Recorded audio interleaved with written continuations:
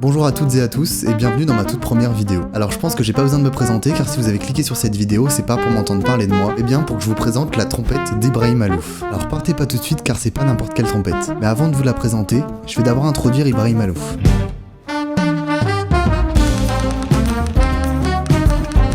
Ibrahim Alouf est né en 1980 dans une famille de musiciens. Sa mère Nada est pianiste et Nassim, son père, est trompettiste. Retenez bien son nom parce qu'on va en parler plus tard. Sa famille fuit la guerre civile qui sévit au Liban et s'installe en région parisienne où Ibrahim Alouf va grandir. Et c'est vers l'âge de 7 ans qu'il commence la trompette, tout d'abord supervisé par son père jusqu'à ce qu'il intègre le Conservatoire national de Paris d'où il sort diplômé.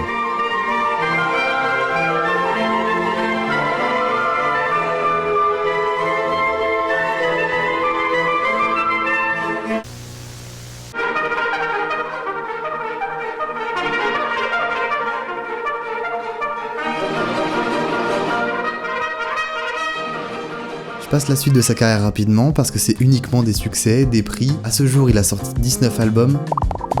Il fait des tournées internationales. Il compose des musiques de films et produit des artistes dans le monde entier. Il a même écrit un roman philosophique. Maintenant, comment expliquer ce succès international ? Bien, je vais vous le dire, c'est grâce à sa trompette. J'ai peut-être abusé quand j'ai dit que son succès s'expliquait seulement par sa trompette, mais c'est parce qu'elle a vraiment quelque chose de particulier. Elle est capable de jouer des notes qu'aucune autre trompette ne peut faire. Si vous me croyez pas, écoutez ça.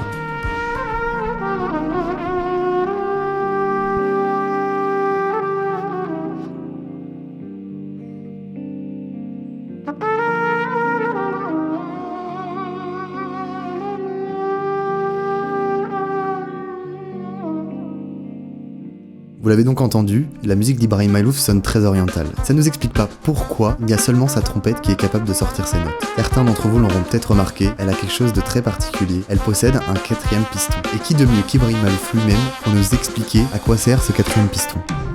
Ça, c'est un truc un peu particulier, je vous le dirai à la fin. Okay. Bon bah je crois qu'Ibrahim Alouf n'est pas décidé à nous expliquer. Pour patienter, je vous raconte une petite anecdote. Le saviez-vous, Ibrahim Alouf est l'unique instrumentiste à avoir été récompensé aux Victoires de la musique. C'était en 2014 avec son album Illusion.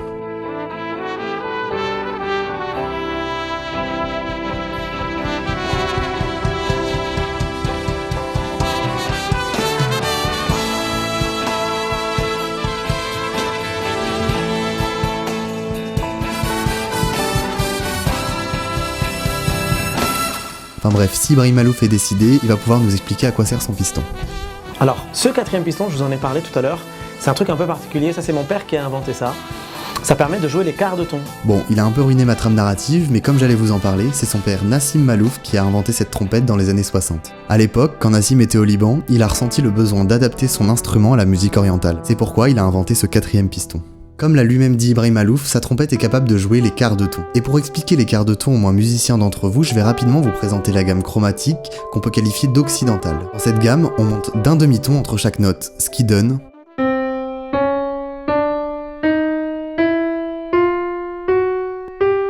Tandis que la gamme chromatique qu'on peut qualifier orientale, composée de quarts de ton, sonne un peu plus comme ça.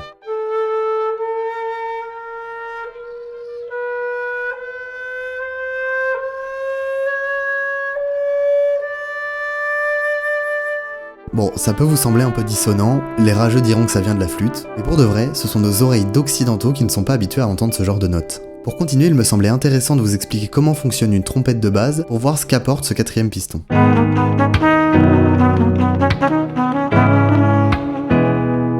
Pour bien de votre compréhension, je vais moi-même illustrer musicalement ce passage, donc faites attention à vos oreilles. La trompette, avant d'être celle qu'on connaît aujourd'hui, était sans piston. Alors, si je prends ma trompette et que j'appuie sur aucun piston, je peux faire un Do. En réalité, je peux faire bien d'autres notes sans appuyer sur les pistons, mais pour faciliter l'explication, on part du principe que si je n'appuie pas, j'obtiens un Do. Avec l'évolution de la trompette, ils ont commencé à rajouter des pistons. Ça a commencé avec le premier qui rajoute une déviation d'environ 20 cm juste ici. Cette déviation nous permet donc de descendre d'un ton. Ainsi, en partant du Do, on débloque la note Si bémol. Je vous montre. Ensuite, c'est notre deuxième piston, lui composé d'une déviation d'environ 5 cm, qui permet de descendre d'un quart de ton. Alors, si on part de notre Do de départ, on peut maintenant descendre au Si béquart et ensuite descendre au Si bémol avec le premier piston. Je vous montre.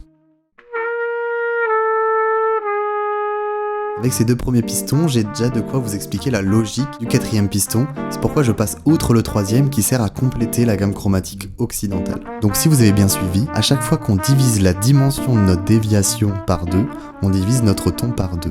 Ainsi on partait de notre Do, on rajoute une déviation d'environ 10 cm, on obtient notre Si bémol. On rajoute ensuite une déviation d'environ 5 cm, on obtient notre Si béquart qui est entre le Si bémol et le Do. Alors si on rajoute une déviation d'environ 2,5 cm qui est notre quatrième piston, on obtient alors un Si bémol 3/4. Malheureusement je peux pas vous faire écouter ça par moi-même car j'ai une trompette qu'on peut qualifier d'occidentale, mais ça revient un peu aux notes légèrement dissonantes que vous avez pu entendre tout à l'heure. J'espère que j'ai été suffisamment clair, je vous rassure, la suite est bien plus légère.